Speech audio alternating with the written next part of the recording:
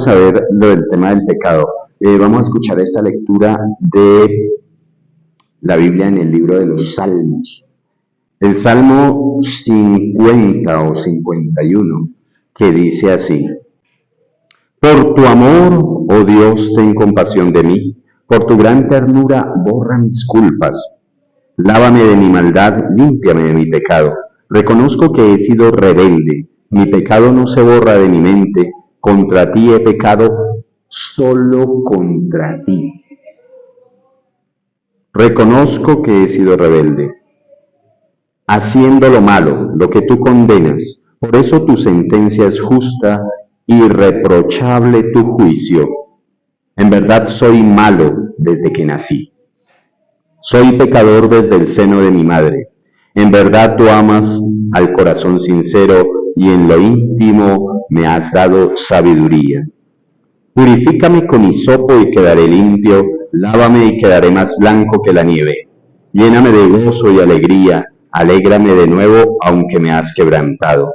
Aleja de tu vista mis pecados y borra todas mis maldades. Oh Dios, pon en mí un corazón limpio, dame un espíritu fiel. No me apartes de tu presencia, no me quites tu santo espíritu. Hazme sentir de nuevo el gozo de tu salvación, sosténme con tu espíritu generoso. Gloria al Padre, al Hijo y al Espíritu Santo. Ese salmo nos habla en esencia lo que es el pecado y lo que es la misericordia de Dios. Vamos a mirarlo de una manera muy sencilla. Voy a plantear en estos términos. Si a mí me pidieran fabricar en este tablero la mayor circunferencia posible, ¿qué tengo que hacer? ¿Qué es una circunferencia? Una figura perfectamente, ¿qué? Redonda. ¿Cuántas circunferencias puedo hacer ahí? Muchas, sí, exactamente, muy bien, muchas. Pero la más grande que quepa en ese tablero, ¿cuántas son posibles? Solo una. Solo una. Para eso, entonces, pues, podía haber traído 1 metro, pero no vamos a usar 1 metro, vamos a usar una simple cuerda. Y vamos a medir el tablero de aquí a aquí. Y teniendo esta medida, buscamos la mitad, ¿cierto? Buscamos la mitad y la mitad es más o menos por acá.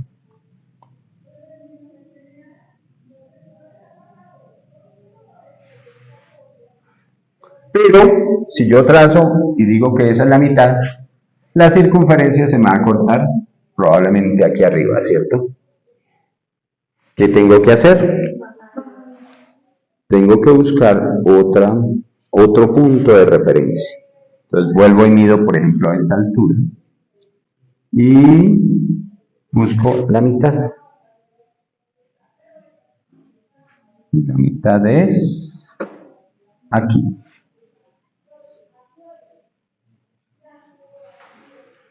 Y lo mismo verticalmente, ¿cierto? De acá, pasando por esos 2 puntos. Yo lo tengo acá. Pasamos por este punto y pasamos por este otro. Téngame aquí de abajo. Eso. Y vamos a tratar de... Eso. Y de arriba abajo vamos a buscar el centro. Así, así, así y ahí. Y el centro es aquí. Esa perfección en buscar el centro tiene su razón de ser. Y venimos y nos vamos hasta el extremo del tablero y trazamos una circunferencia. Y aquí. Bueno, pero la idea es esa, la mayor circunferencia posible y solo es una. ¿Qué pasa si yo digo, Para mí el centro es aquí. O aquí. A mí me parece que el centro no es ahí, sino aquí. Este tablero es nuestra vida. ¿Y quién debe estar en el centro? Jesús debe estar ahí. En el lugar más destacado de la vida debe estar Jesús. ¿Qué pasa si yo a Jesús lo tiro por acá? O por aquí, o lo voy a, incluso si lo dejo afuera de mi vida. ¿Qué pasa? Para vivir bien, ¿qué se necesita? Para vivir bien, ¿qué es vivir bien? Tener plata. Tener plata, mire, este puede tener plata. Y no necesita a Jesús. A Jesús lo pone aquí. O lo excluye de su vida y puede vivir. Todo el mundo puede vivir. Pero ¿qué es vivir bien? Ser feliz. La fórmula de la infelicidad, si usted quiere ser un infeliz, es decir, no ser feliz, ¿qué tiene que hacer? Jesús es igual a felicidad. La felicidad está en Él y solamente en Él. Si usted quiere ser infeliz, entonces ponga a Jesús en otro lado y no en el centro, incluso déjelo por fuera de su vida. Y ahí tiene la fórmula perfecta para ser infeliz. Ponga a su novio aquí, saque a Jesús de ahí, sáquelo corriendo y ponga aquí a su novio. Y verá cómo va a sufrir de chévere. No, entonces no ponga a su novio, ponga a su papá o a su mamá ahí. Ay, el centro de mi vida es mi papá, mi mamá. Pues su papá y su mamá se mueren y usted ¿cómo queda? Infeliz. Ponga ahí al perro. Yo he visto gente destruida porque se le muere el perro. La fuente de la felicidad es Jesús y debe estar en el centro de la vida. ¿Qué es lo que saca cuando uno saca a Jesús de ahí? ¿Por qué lo hace? Porque le interesan otras cosas. Cualquier cosa que no esté aquí en el centro de la vida, que no se llame Jesús, es pecado. Misericordia y pecado. ¿Qué es lo contrario de la misericordia? Lo contrario de la misericordia es la justicia. Uno va delante de un juez y el juez juzga ¿con qué? Con justicia. Si usted comete un crimen, el juez en justicia ¿dónde lo pone? En la cárcel. Pero resulta que el juez es misericordioso. Si el juez es misericordioso, ¿dónde lo pone? Libre. Nosotros por el pecado somos culpables.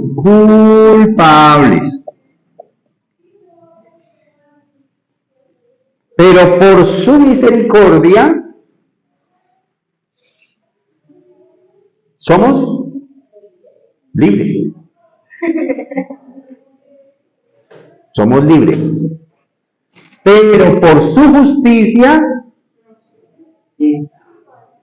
somos culpables. ¿Y esa culpabilidad a dónde nos manda? Al infierno. Por la justicia todos nosotros merecemos no la felicidad, sino la infelicidad que se manifiesta en el infierno. ¿Listo? ¿Qué tuvo que hacer Dios?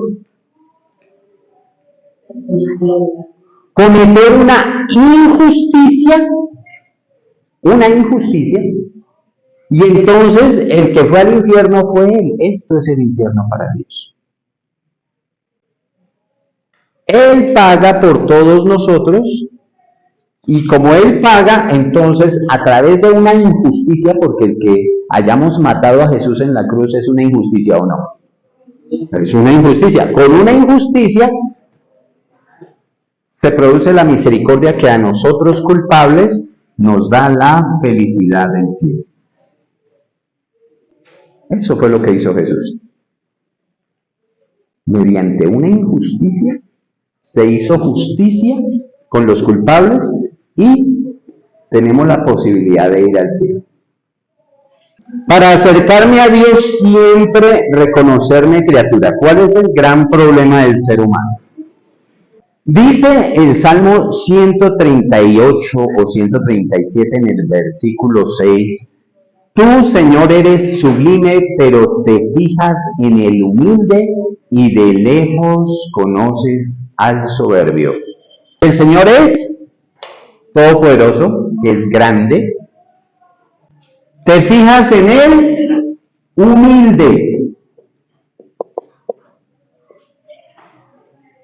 Y de lejos conoce al... Lo contrario de la humildad es ¿qué? La soberbia. Si usted quiere tener a Jesús en el centro de su vida, debe ser ¿cómo? ¿Humilde o soberbio? Humilde. ¿Qué es humilde? ¿Qué significa humilde? Humilde viene de humus. ¿Qué buscan para que crezca una mata? ¿Un qué? Tierra. Esa tierra tiene que ser humus. Es decir, tierra negra. A la tierra negra que sirve para las matas se le llama humus. ¿Qué significa humilde? Alguien que pone su cara contra la tierra, que se agacha, que se abaja, que se inclina, que no es soberbio. Lo contrario del soberbio, el soberbio es alguien que levanta la cara, que se cree mucha cosa, que se cree demasiado importante, que no se deja gobernar por nadie. Ese es un soberbio. Dios distingue entre esas dos personas. Distingue entre el que es humilde, el que se agacha, el que toca su rostro contra la tierra, el que está dispuesto a obedecer. Alguien que escucha primero para poder actuar después. Si no escucha, no entiende. Si no entiende, lo mandan a la panadería a que traiga el pan del desayuno. ¿Y qué trae? Puede ser. O una panela. No, lo mandé por pan. ¿Por qué? Por no obedecer. Obedecer viene de audire. El que sabe escuchar, sabe obedecer. Si usted no sabe escuchar, sale con cualquier cosa. Dice ahí, le pondrás por nombre Jesús. El ángel le manda a San José poner por nombre Jesús a este Señor. ¿Por qué? Porque el nombre Jesús significa ¿qué? ¿Qué dice allá? Salvador. Muy bien. Tú le pondrás, en el Evangelio de San Mateo va a decirle el ángel a José, tú le pondrás por nombre Jesús porque él salvará a su pueblo de sus pecados. El objetivo de hoy es saber qué es el pecado. Entonces ya vamos a ver. Jesús en la última cena, también San Mateo nos lo cuenta, dice que toma el cáliz y dice, esta es mi sangre de la alianza que va a ser derramada por muchos, ¿para qué? Para el perdón de los pecados. Esta frase es de San Agustín. Dice, Dios no te salvará a ti sin ti. Que Dios que te ha creado sin ti, ¿qué significa que Dios te ha creado sin ti? ¿A usted le preguntaron si quería vivir? No le preguntaron. Y sin embargo está aquí. Eso significa que Dios te creó sin ti, es decir, no te pidió permiso. No te pidió permiso. Y estás aquí. A mí tampoco me pidieron permiso y estoy aquí. Pero Dios te ofrece la salvación. ¿Qué necesita para que puedas tener la salvación? ¿Salvarnos de qué? ¿De un aguacero? ¿De un rayo? De los pecados, muy bien. Para que nos salvemos de los pecados, ¿qué necesito? Que no le pidió permiso para existir. Pero si usted se quiere salvar, necesita de su ayuda. Necesita que usted ponga las pilas. Eso significa que usted diga sí a Dios. Y ese sí a Dios es poner a Jesucristo aquí, en el centro, no en ninguna otra parte. Si usted se quiere salvar, pone a Jesucristo aquí, en el centro de su vida. Para poder acogerme a la misericordia de Dios significa que yo estoy obligado, no si se me da la gana, estoy obligado a confesar mis faltas. Ustedes se van a tener que confesar para poder recibir la primera comunión. Por eso esa clase de hoy es importante, porque ustedes van a tener que confesar todas sus faltas. ¿Listo? Dice el apóstol Juan en su primera carta, si decimos, no, yo no tengo pecado, yo soy santico, yo pecado no tengo. ¿Sí? ¿Eso será cierto? Nos engañamos a nosotros mismos y la verdad no está en nosotros. Si confesamos nuestros pecados, fiel y justo es Él para perdonarnos los pecados y purificarnos de toda injusticia. Sigamos. El médico. Este Jesús, este Dios es como un médico. La compañerita aquí fue al médico, ¿cierto? Porque se golpeó el bracito. ¿Y qué tuvo que hacer la compañerita delante del médico? Hola doctor, vengo, pasaba por acá, qué casualidad, vine a visitar. ¿El médico le hubiera podido sanar el brazo? No. ¿Tiene que qué? Descubrir, destaparse el bracito, muestre qué le pasó. Mire, o no, tuvo que mostrarle el brazo. Oh, doctor, algo me duele, pero no sé qué es.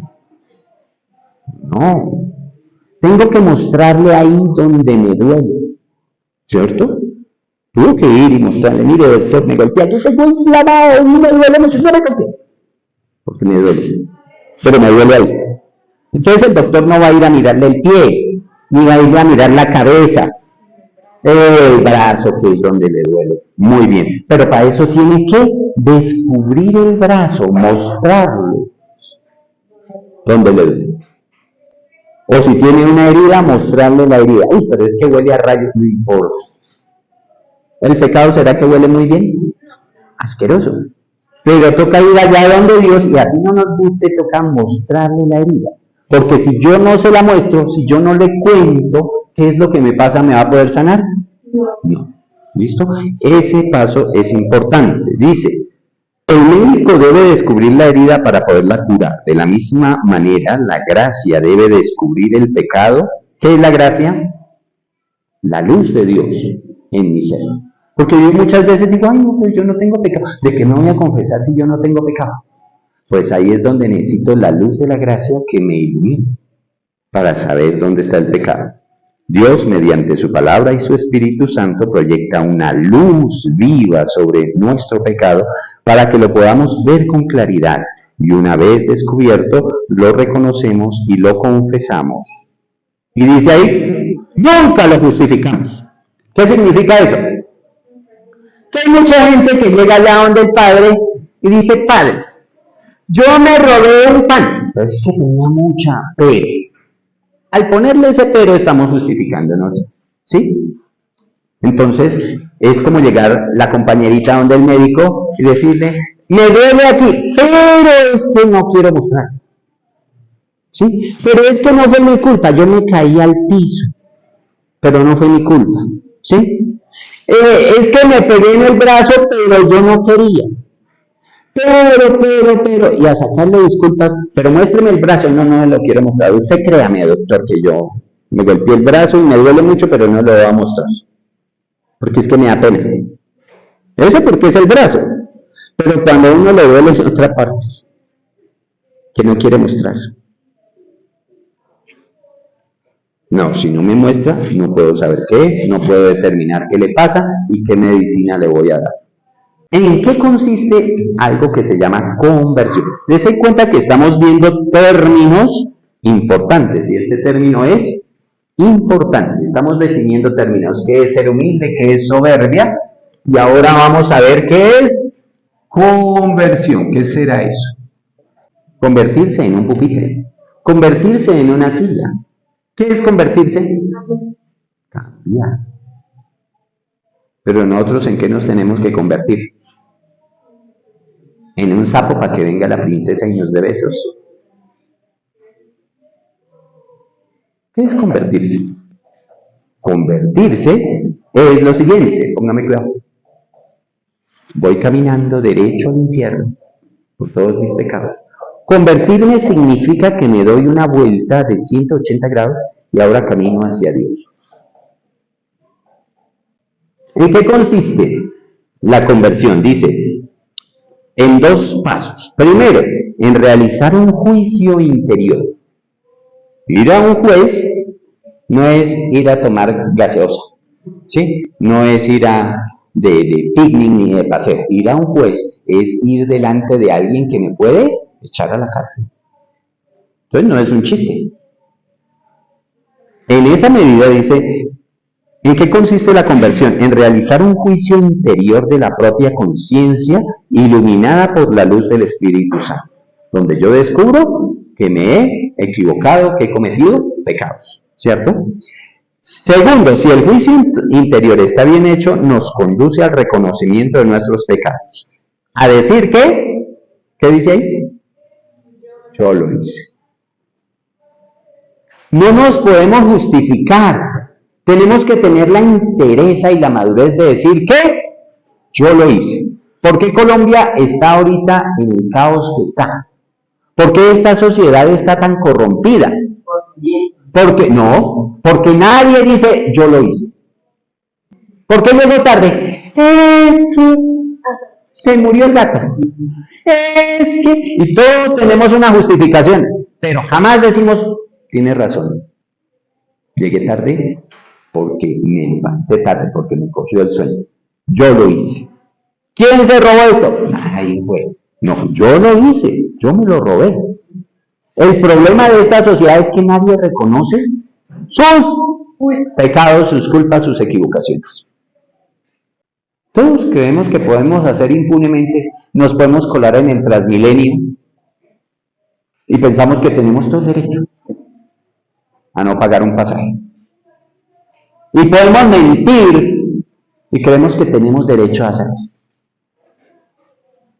En el momento de reconocer las cosas, nadie dice yo lo hice. Y ese es el gran problema. Cuando hacemos eso, estamos sacando a Jesucristo del centro. Y ya no podemos obtener la felicidad más grande. En eso consiste la conversión, en convencernos de haber pecado. Cuando yo soy valiente, porque se necesita ser valiente para reconocer sus faltas, viene el siguiente problema. ¿Qué produce el convencimiento del pecado?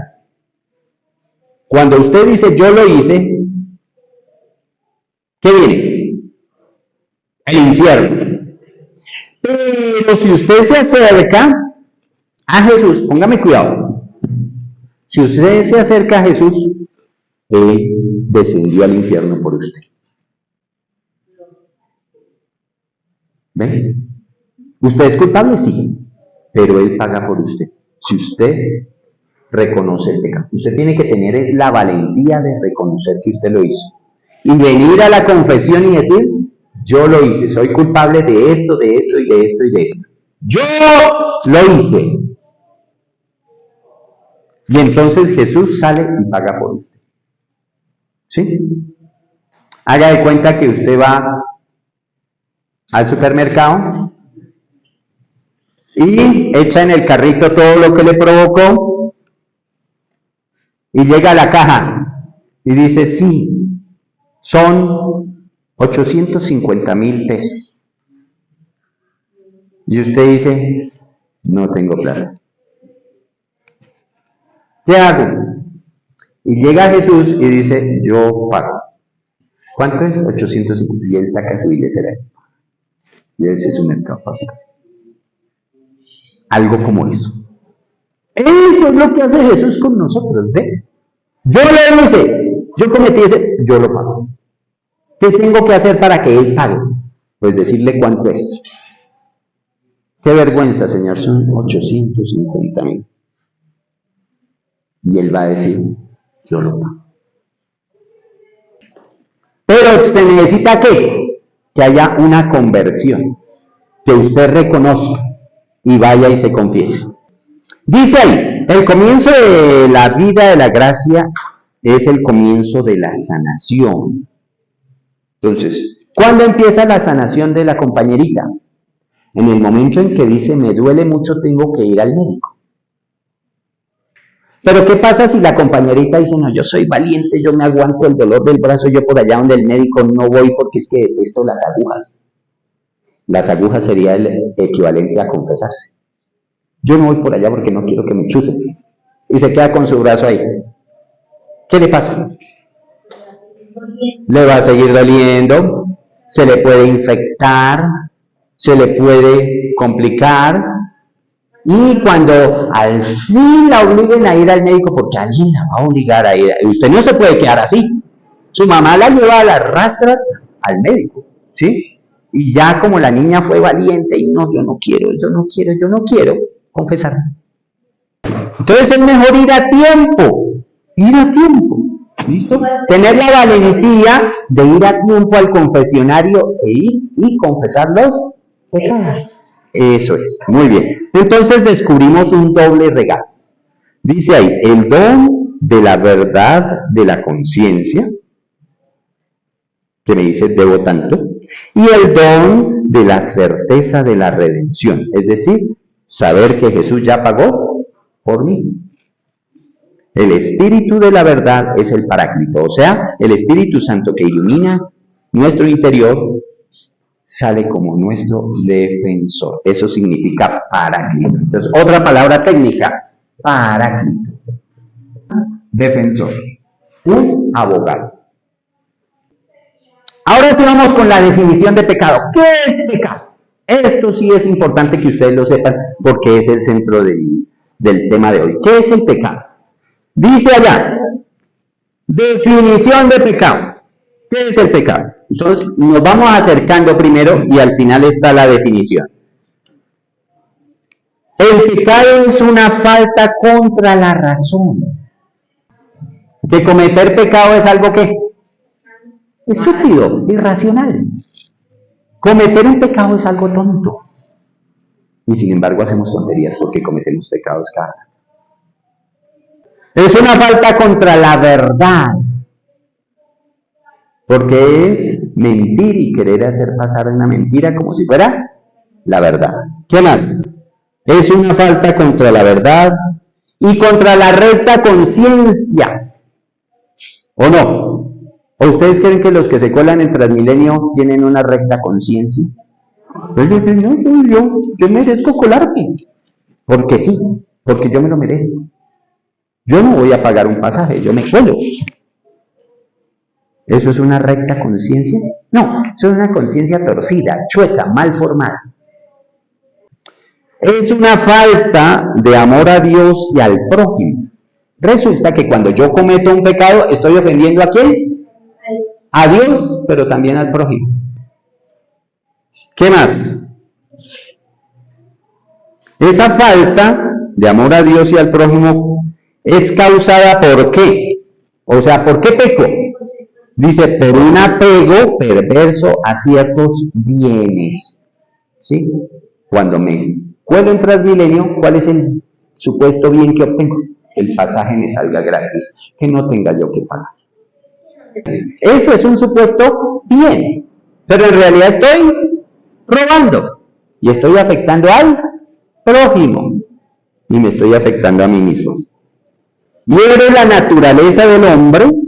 ¿Usted cree que puede colarse en Transmilenio y no pasa nada? ¿No pasa nada? ¿Qué? No, pues yo me bajé igualito, vea. Me subí, me colé y aquí estoy enterito. ¿Qué me pasó? Aparentemente nada. Aparentemente. Pero en realidad, ¿qué me pasó? Pues que llevo aquí encima de mi frente un letrero que dice ladrón. Eso pasa. Eso pasa. Si yo saco un cuchillo y mato a alguien, me pongo aquí en la frente un letrero que dice asesino. Eso pasa. Lo que pasa es que no nos damos cuenta, pero ahí está. ¿O no? ¿Y quién me lo va a quitar? ¿Quién me va a quitar el letrero de ladrón? ¿Quién me va a quitar el letrero de asesino? Pero, ¿qué tiene que pasar? Me tengo que ir a confesar. Y si no, el letrero sigue ahí. Y si usted se muere y llega con ese letrero allá, el diablo dice, ay, este es de los míos, venga para acá. Porque vea, tiene un letrerito ahí, dice, me pertenece. El pecado es una palabra, es un acto o un deseo contrario a la ley eterna. ¿Se acuerdan? Yo confieso ante Dios Todopoderoso y ante ustedes, hermanos, que he pecado de pensamiento, de palabra, de obra. ¿Qué es la omisión? ¿Qué es la omisión? ¿Qué es la omisión? Ven que hablar es muy fácil, pero ¿qué es la omisión? Es omitir. ¿Qué es omitir? Saltarse. Omitir es decir, no lo veo, hago de cuenta que no lo veo y paso por encima, ¿sí? Pero igual la marca queda aquí, en la frente. Ya llegamos a la definición de pecado. Ahora, el pecado es una ofensa a Dios, como veíamos en el Salmo 50 que leímos. ¿Qué decía David? Contra ti solo pequé, cometí la maldad que tú aborreces. ¿Qué es el pecado? Para que lo veamos así clarito. Dios es como una mamá. Imagínense una mamá. ¿Ustedes han ido al campo a pasear? Generalmente en las casas de campo no hay un baño como tal, sino hay un sitio que se llama ¿cómo? Una letrina. ¿Saben lo que es una letrina? ¿Quién sabe lo que es una letrina? Es un hueco en tierra, ¿cierto? Un hueco. Entonces ponen una plataforma aquí y aquí le ponen una cosa parecida a la taza de un baño, pero en realidad hay un hueco debajo donde usted viene y hace popó ahí y cae a ese hueco. Y ahí se va acumulando por muchos años. ¿Qué es el pecado? El pecado es como un niño chiquito que va caminando o que va gateando y por aquí está la mamá y la mamá en un descuido dejó que el niño viniera y se tirara aquí de cabeza.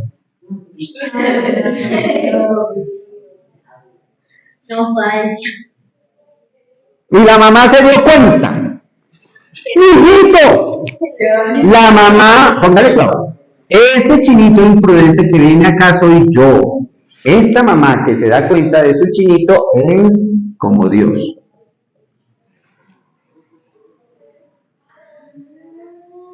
¿Ven? Y esto que está aquí es el pecado es esto.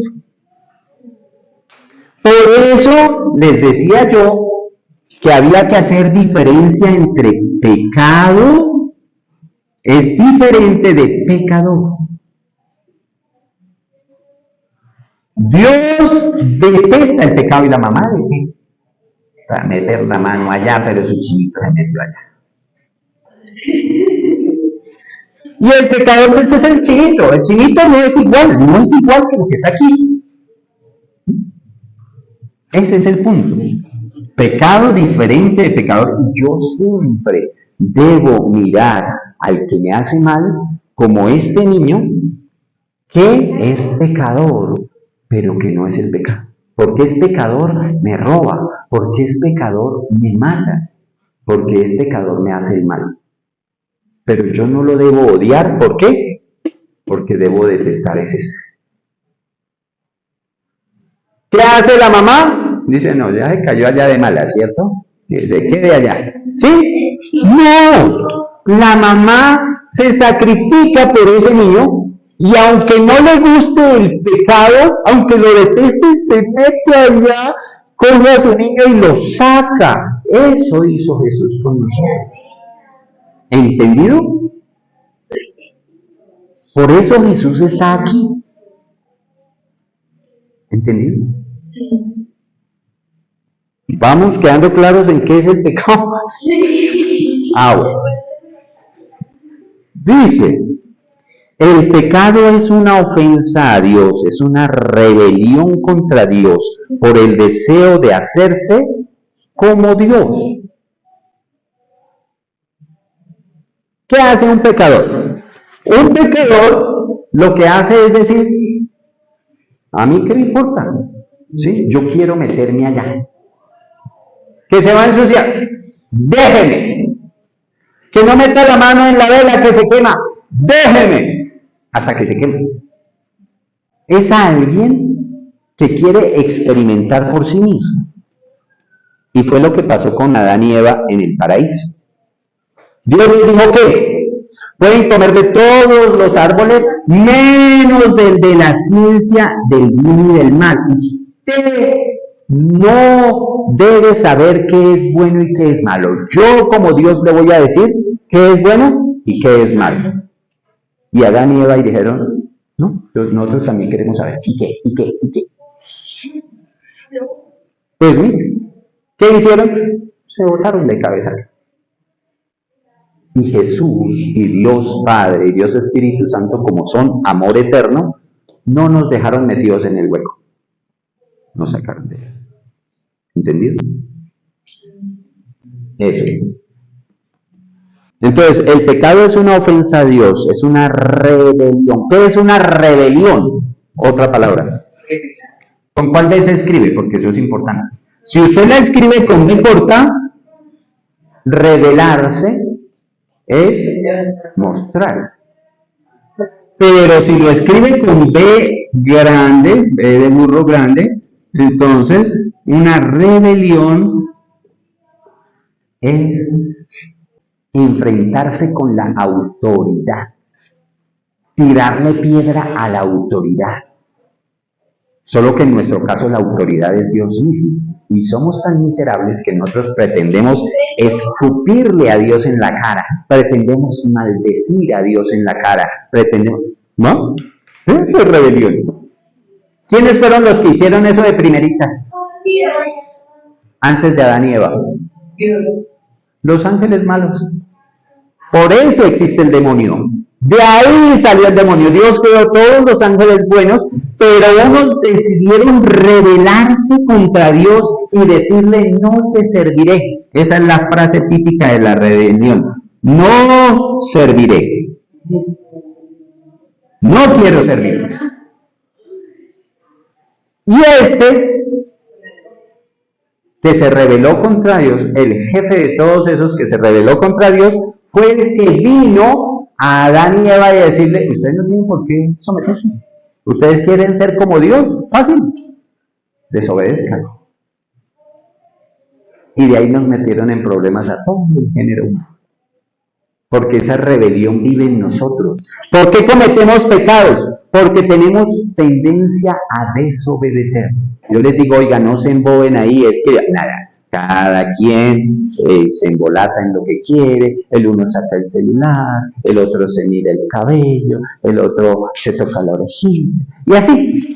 Pero no estamos pendientes, porque estamos manchados con esto. Esta rebelión vive en nosotros con otra palabra técnica que se llama ¿cómo? Esa tendencia a hacer el mal, esa tendencia en nosotros a desobedecer a nuestros papás, esa tendencia a hacer todo lo contrario a lo que me piden. ¿Cómo se llama esa tendencia? En nosotros se llama concupiscencia. La concupiscencia es esa tendencia que tenemos nosotros a hacer el mal. Eso lo tienen que apuntar. Todas esas definiciones no son gratis. Se las estoy dando aquí. La tendencia en nosotros a hacer el mal se llama concupiscencia. Y por esa concupiscencia es que tenemos que estar cada rato ¿qué? ¿Cada rato qué? Por lo menos una vez al mes haciendo ¿qué? Yéndonos a confesar. Mire esta definición tan bonita. El pecado es el amor de sí, lo que llaman el amor propio. A nosotros los psicólogos hoy nos dicen, ay, tengan amor propio, quiéranse un poquito. ¿Es que usted no se quiere un poquito? Quiéranse un poquito. Pues resulta que ese poquito se convierte en un mucho. Y cuando eso se convierte en un mucho, dice que el pecado es el amor de sí hasta el desprecio de Dios. ¿Me quiero tanto yo? Que Dios me vale. Y eso es el pecado. Eso lo dijo San Agustín en un libro que tiene él, que escribió él, que se llama La ciudad de Dios. El pecado es diametralmente opuesto a la obediencia de Jesús. Jesús fue obediente hasta la muerte. ¿Sí? ¿Qué es diametralmente opuesto? ¿Qué es el diámetro en esta circunferencia? Es un punto en este borde. El punto más alejado de ese punto es ¿cuál? Es otro punto aquí. Mientras que nosotros estamos aquí con la desobediencia, Jesús fue perfectamente obediente hasta ese punto, hasta dar la vida. ¿Listo? Y eso lo dice la carta de San Pablo a los Filipenses. Bueno, desde el 5 dice, tengan unos con otros la manera de pensar propia de quien está unido a Cristo Jesús, el cual, aunque existía en sí mismo, en su ser de Dios, oye, Jesucristo, Dios. ¿Qué significa que es Dios? Que es perfectamente feliz, que no le hace falta nada, que está bien acomodadito en el cielo. ¿Qué hizo Dios? Se desacomodó por obediencia. Aunque existía en el mismo ser de Dios, no se aferró a su igualdad con él, sino que renunció a lo que era suyo y tomó la naturaleza de siervo, haciéndose como todos los hombres y presentándose como un hombre cualquiera. Se humilló a sí mismo, haciéndose obediente hasta la muerte y muerte de cruz. Mientras que Adán y Eva quisieron ser como dioses, Jesús, sin dejar de ser Dios, se desprendió de su condición de Dios y se hizo hombre y pasó más abajo, en calidad de esclavo, y murió por nosotros. La diversidad de pecados. O sea, ¿cuántos pecados hay? Un montón. La carta a los Gálatas pone las obras de la carne compara, ¿no? O pone las obras de la carne al fruto del Espíritu. Dice San Pablo, las obras de la carne son conocidas. ¿Qué dice allá? ¿Cuáles son las obras de la carne? Fornicación, impureza, libertinaje. Es decir, yo hago lo que a mí me dé la gana. Mi centro no es Cristo, mi centro es idolatría. ¿Qué es idolatría? ¿Qué es un ídolo? Es traer a cualquier persona, cosa, animal, persona, y ponerlo en el lugar que le corresponde a Dios. Quitar a Dios de ahí y poner ahí la mascota, a la mamá, al papá, al novio, a la novia, ponerlo ahí en el lugar de Dios. Eso se llama idolatría. Los evangélicos dicen, los católicos son idólatras porque tienen imágenes. Eso no es idolatría. Idolatría es poner una cosa que no es Dios en el lugar de Dios. Eso es idolatría. La hechicería, ponerse a hacer por ahí adivinaciones y brujerías, ¿no? Los odios también son obras de la carne. La discordia, ¿qué es la discordia? Venir y sembrar chismes entre dos amigas para que peleen. Los celos, las iras, las rencillas. ¿Qué son las rencillas? La peleadera.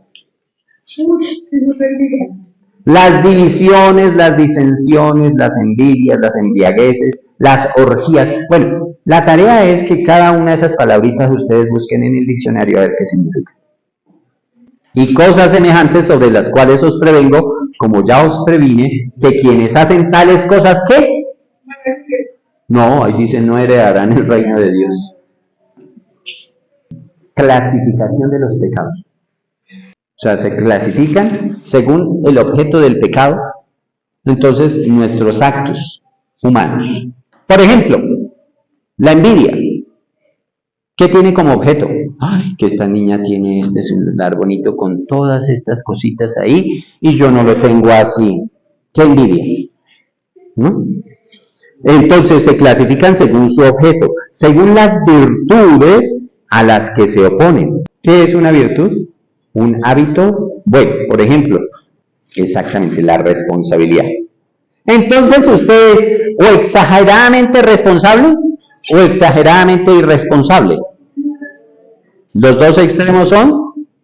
Bueno. Según las virtudes a las que se oponen por exceso o por defecto. También se clasifican según los mandamientos que quebrantan, según la naturaleza. ¿Pueden haber pecados? ¿Qué? ¿En la carne o en el espíritu? Eso dice allá. Según yo confieso, de pensamiento, pecados de pensamiento, de palabra, de acción u omisión. ¿Listo? Y la omisión es, no lo vi. Ah, sí, ahí está, pero no lo veo. No se me da la gana mirarlo. ¿Sí? Allá están cascándole al compañero, es que le casquen. No soy yo, mientras no me casquen a mí no pasa nada. Eso es omisión. La raíz del pecado está en el corazón. Con el corazón nosotros amamos, pero también con el corazón podemos odiar. ¿Ve? Entonces, según la enseñanza del Señor, Jesús mismo dice que dentro del corazón salen las intenciones malas, los asesinatos, los adulterios, las fornicaciones, los robos, los falsos testimonios, las injurias. ¿Qué es injuriar? Es decirle a alguien, usted es un hijo doble catre, doblado por no sé dónde. Exactamente, un hijo de una mamá no buena ni santa. Dice, todo esto es lo que hace impuro al hombre y sale ¿de dónde? Del corazón. Dice por allá el profeta Joel, en una lectura que se hace el miércoles de ceniza, rasgad el corazón que es el que peca y no vuestras vestiduras. También el corazón del hombre sale la caridad, que es el principio de las buenas obras y de las obras puras. ¿Listo? La gravedad del pecado. ¿Qué tan grave es un pecado? Hay pecados que son más graves que otros. Dice, la Sagrada Escritura distingue entre pecado mortal y pecado venial. Eso sí, apúntelo ahí, pecado mortal y pecado venial. Vamos a mirar en qué consiste cada uno. El pecado mortal destruye la caridad, es decir, destruye en nosotros, ¿qué? El amor de Dios. Y nos aparta del fin último, que es la bienaventuranza eterna junto a Dios, cuando preferimos, ¿qué? Un bien inferior.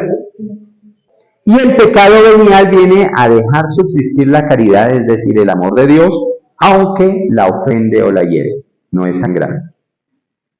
¿Listo? Entonces, dentro de la gravedad del pecado están esos dos niveles. ¿Cómo volver a la amistad con Dios? Muy bien. Se requiere una nueva iniciativa de la misericordia de Dios y una nueva conversión del corazón. La vuelta a la amistad con Dios se concreta mediante el sacramento de la confesión o reconciliación. Es la única manera. Ojo, porque aquí las sectas tienen un gran problema. Ellos dicen, yo no me confieso con ningún cura pecador, más pecador que yo. ¿Eso se llama cómo? Soberbia. Entonces están cometiendo un pecado así de entrada. Que yo no me confieso con ese cura homosexual, con ese cura ladrón, porque es que es un ladrón. Y entonces ellos se justifican con eso. ¿Y entonces cómo hace para confesarse? No, yo voy allá delante de una pared y digo, Señor, yo he pecado. Y ya. ¿Quedó limpio de su pecado? ¿Ya se le borró aquí el título de ladrón, de asesino? No. ¿Por qué? Porque es que el sacerdote les va a decir esto el día de su confesión. Con esta fórmula que está escrita ahí en letras chiquitas, el sacerdote les va a borrar sus pecados. Ese pecado del ladrón que tiene aquí, se lo va a quitar él con estas palabras. Póngale claro. Les leo. El Padre va a decir lo siguiente. Después de que usted se confiese, le cuente todos sus pecados, el Padre va a imponer su mano sobre su cabeza y va a decir esto. Dios Padre misericordioso, que reconcilió consigo al mundo por la muerte y la resurrección de su Hijo y derramó el Espíritu Santo para la remisión de los pecados, te conceda por el ministerio de la Iglesia el perdón y la paz. Y yo te absuelvo de tus pecados en el nombre del Padre y del Hijo y del Espíritu Santo. En ese momento ya. ¿Cómo les parece? Así funciona. A un evangélico, ¿quién le dice estas palabras? ¿La pared?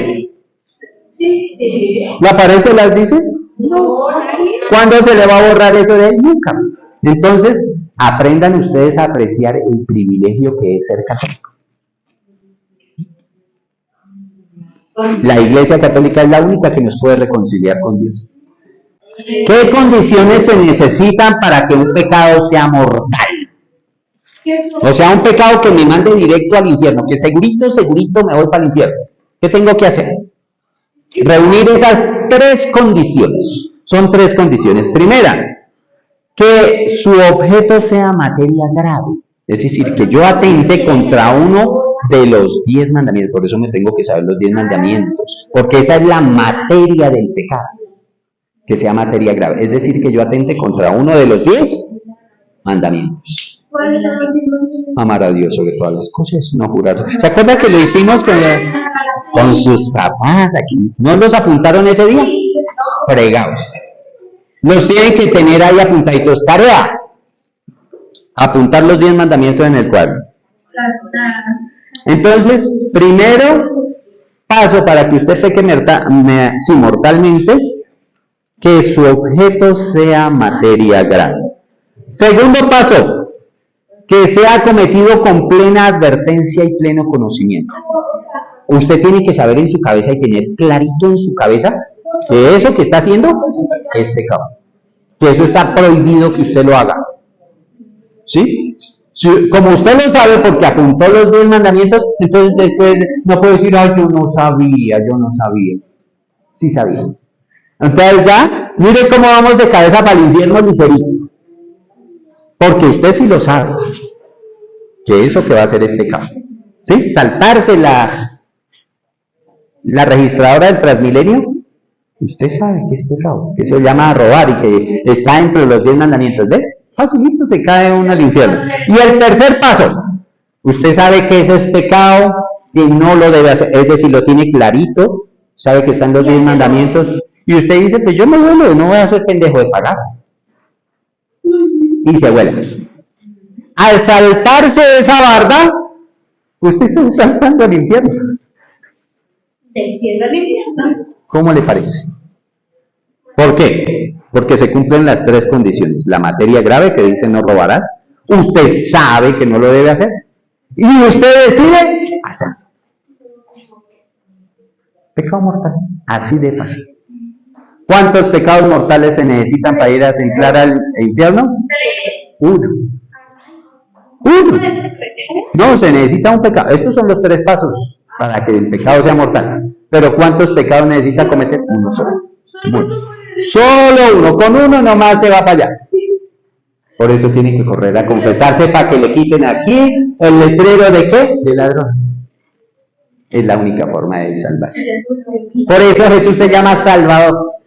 ¿Listo? ¿Qué es la materia grave? Entonces ya lo dije, ¿no? La materia grave es precisada por los 10 mandamientos. Dentro de la materia del pecado, su gravedad puede ser mayor o menor dependiendo, por ejemplo, de la cualidad de las personas lesionadas. ¿Qué está diciendo ahí? O sea, Que no es lo mismo matar un perro que matar la mamá. no. Ah, bueno, entonces dentro del grado de matar es más grave matar a la mamá que matar Al perro. a la señora que vende las empanadas. No, pero todo es grave, todo es grave. Ah, todo es grave, pero hay unas cosas que son más graves.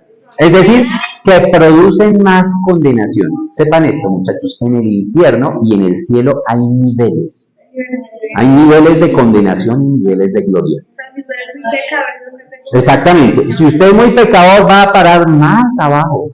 Y usted en el infierno, en medio de los tormentos, va a querer estar más arriba. Y el Dios no puede cambiar ya. ¿Ah? No puede cambiar. Sí, aquí y ahora mientras esté vivo y se confiese bien. Pero ya después de muerto, vea, Ya. nada que hacer. ¿Sí? Y lo mismo en el cielo. Hay quienes dicen, yo me contento en el cielo con un rinconcito allá en el cielo. Pues yo no me contento con un rinconcito en el cielo, les cuento. Yo quiero estar lo más cerquita de Dios posible.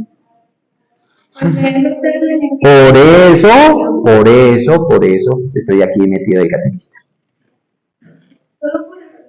Ay, ¿le parece poco? ¿Estar cerquita de Dios en el cielo? No. Cualquier cosa que uno haga es poquita. Los santos, con tal de estar más cerca de Dios, quieren morir por Jesucristo, que los caníbales se los traguen, que los arrastren, que los despellejen vivos, que los quemen, que los echen a las fieras, que hagan cualquier cosa, con tal de estar más cerquita de Dios. Les parece poquito, cualquier cosa de esas terribles que les he nombrado, les parece muy poquito. ¿Por qué? Porque entre más sufran por Dios, más cerquita están de Él en el cielo. Pero es que no se trata de ser mediocres, se trata de ser perfectos, alcanzar el mayor círculo posible, el más grande. ¿Qué es la plena advertencia o conocimiento? Dice, consiste en saber que el acto en cuestión es pecaminoso. Básicamente que está prohibido por la ley de Dios. Esa es la materia. ¿Listo? Ante la duda, siempre se está cometiendo un pecado. ¿Qué significa eso? ¿Qué significa que ante la duda siempre se está cometiendo un pecado? Mire, usted va a hacer una cosa, lo que sea, que no es muy buena. Y usted sabe en su corazón, ¿esto será pecado o no será pecado? Yo creo que no es pecado.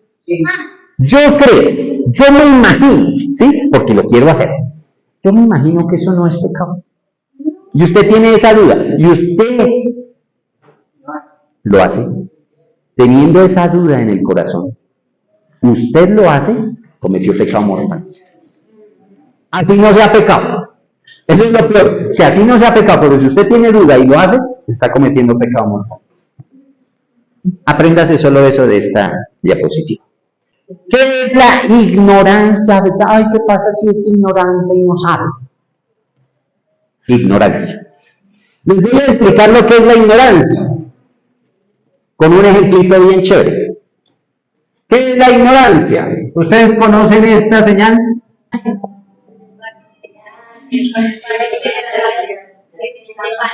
Exactamente. ¿Qué significa esa señal de pared? Que usted llega allá al pie de esa señal y...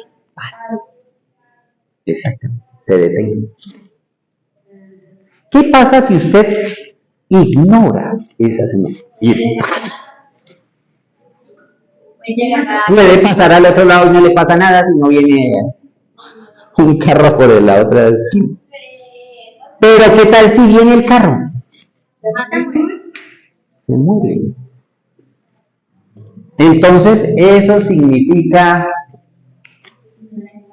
ignorar. Yo la ignoro. Llego allá y la ignoro. La omite. Hace de cuenta que no está ahí y sigue derecho.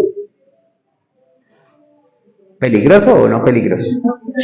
Ah, bueno, pues eso es ignorancia. ¿Qué es la ignorancia afectada? Es cuando se ignora algo que se puede y se debe saber Y aunque adquirir este conocimiento implique superar la dificultad, se omiten voluntariamente las diligencias para salir de dicha ignorancia. Por lo tanto, es culpable. También se conoce como ignorancia crasa o sutil. Muy bien, sigamos.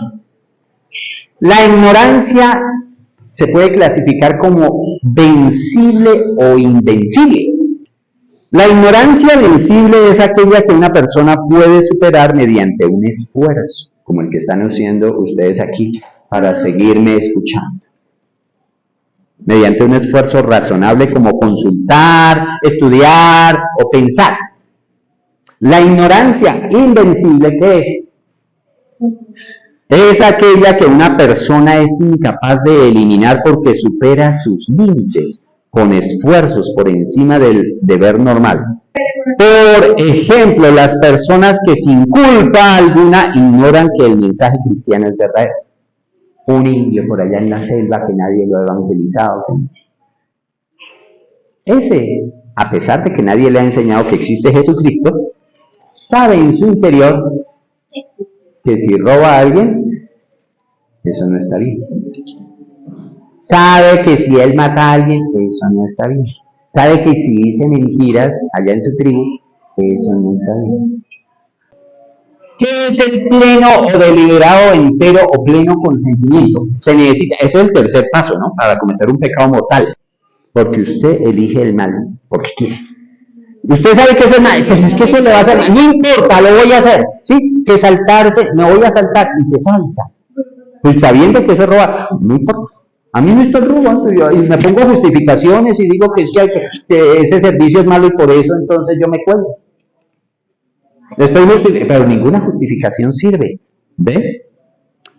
La ignorancia afectada y el endurecimiento del corazón. ¿Usted cuándo se le endurece el corazón? Cuando usted no escucha. A mí qué me importa. Pero es que no, yo lo hago. Y lo voy a hacer, y lo voy a hacer, y lo voy a hacer, y lo hago. Eso se llama endurecimiento del corazón. Eso, la ignorancia afectada y el endurecimiento del corazón no disminuyen, sino que aumentan el carácter voluntario del pecado. Y por lo tanto, al aumentar el pecado, hacerlo más grave, le toca un lugar más abajo. ¿Cuándo podría no existir el deliberado consentimiento? O sea, usted comete un pecado mortal, pero hay lo que se llaman atenuantes. ¿Cuándo hay un atenuante? Cuando se desatan los impulsos de la sensibilidad, de las pasiones, cuando existen presiones exteriores o trastornos patológicos. Es decir, usted mató a alguien, pero resulta que usted está loco. No hay lo que se llama una imputación de cargos. De cargos. No le pueden decir, cargar a usted el muerto, usted lo tiene que pagar porque el tipo está loco. Y no sabía lo que hacía. No sabía lo que hacía. Y muchos se las dan de locos para librarse de las condenas justas que tienen pendientes. Cuando se desatan los impulsos de la sensibilidad. Usted no aguanta. ¿Cuál es el problema? ¿Cuál es el problema? Ojo con esto. Usted encuentra al ladrón, coge usted un cuchillo y ¡can! ¿Cuántas veces le clava ese cuchillo al ladrón? Eso es sevicia. No, usted tiene que defenderse, tiene derecho a defenderse, pero usted no puede clavar el cuchillo una y otra, porque eso es ensañamiento, y ahí sí es justo. Usted se vuelve un asesino, vea, le aparece aquí el letrero. Una vez y ya calmó su ira, ya cálmese, exacto. Cuando el compañerito en el colegio le saca la piedra, usted le da ¿cuántos puños? Uno. Por ese arranque de ira usted le da uno. No debería responderme, pero le da uno. Después de uno, eso ya es pecado. Esos impulsos ya, con el primero ya, oiga, yo no debo estar haciendo esto. Usted debe reaccionar y decir, esto está mal, yo no lo debo hacer. Perdóneme, discúlpeme, señor ladrón, por haberle clavado un cuchillo. Sí. Nuestra libertad tiene un poder de hacer elecciones para siempre y sin retorno. Oiga, una elección para siempre sin retorno. Sin embargo, aunque podamos juzgar que un acto es una falta grave, el juicio de las personas debemos confiarlo solo a la justicia y a la misericordia. Eso significa que usted se le muere su abuelita. Y usted me dice, ay, es que mi abuelita se murió de un cáncer, como sufrió tanto, ella ya está en el cielo. ¿Verdadero o falso? Falso. Eso depende de los pecados. Ya, eso. Por eso, exactamente. A eso se refiere. Que debemos confiarlo solo la justicia y la misericordia de Dios. Usted no puede decir que está en el cielo, usted no puede decir que ese que fue tan desgraciado está en el infierno. Usted, eso le corresponde a Dios, mejor dicho. ¿Cuándo se comete un pecado venial? O sea, un pecado leve. Cuando la materia no está dentro de los 10 mandamientos y cuando se ha desobedecido a la ley moral en materia grave, o sea, puede estar dentro de los 10 mandamientos, pero sin pleno conocimiento o entero consentimiento. Como cuando a usted lo obligan a matar. Usted mata, pero fue porque lo obligaron. ¿Entendido? Cuando alguien lo obliga a robar, cuando alguien lo obliga a mentir, si usted no miente, le mato a su mamá. ¿Ve? Ahí no hay qué. No hay consentimiento libre. No fue porque a usted se le dio la gana, sino porque lo obligaron. Entonces ahí el pecado disminuye en la gravedad. Efectos del pecado venial. ¿Qué significa venial? Que usted ve el pecado y le hace la leña. ¿Sí? Por ejemplo, una risa estúpida. Alguien que resultan con unas risas idiotas y eso es un pecado venial. Una risa superflua se llama. Un pecado venial debilita la caridad, aunque es reparable con la ayuda y la gracia de Dios. Entraña un afecto desordenado a los bienes creados, impide al alma progresar en las virtudes, impide practicar el bien moral, merece las penas temporales del purgatorio, no del infierno. Y el pecado venial, cuando son muchos los pecados veniales que cometo, ¿sí? No es lo mismo de tener una gota de agua que de tener una taza de agua, que de tener un balde de agua, a meterme debajo de la catarata. ¿Listo? Entonces, si se deja progresar, caemos en pecado mortal. ¿Qué más? Proliferación del pecado. El pecado se crea con facilidad para seguir pecando. Es decir, si usted se peca, ¿cuál es el problema? Hoy miente, mañana ¿qué? Mañana roba. Junta el robo con la mentira y fácilmente mata. Fácilmente mata a alguien. ¿Sí? Porque ya está acostumbrado a mentir, porque ya está acostumbrado a robar. Los vicios o pecados capitales. ¿Qué es eso? Los pecados capitales. Los clasificó alguien que se llamaba Evagrio Póntico. Muy bien, Evagrio Póntico. La gula es comer mucho, demasiado, más allá de los límites. ¿Qué es? Miremos. ¿La avaricia qué es? Alguien que quiere tener más y más y más. La envidia es alguien que, ay, eso yo quisiera tener eso, ¿no? La lujuria, pero ¿cuál es el más terrible de todos? La pereza, la gula, la avaricia, la soberbia es el más grande, llamada también orgullo, es el pecado que le dio origen al diablo. Este pecado convirtió a un ángel en demonio. Todo el pecado viene del mundo, viene como resultado del primer gran pecado que es la soberbia. Muchas gracias.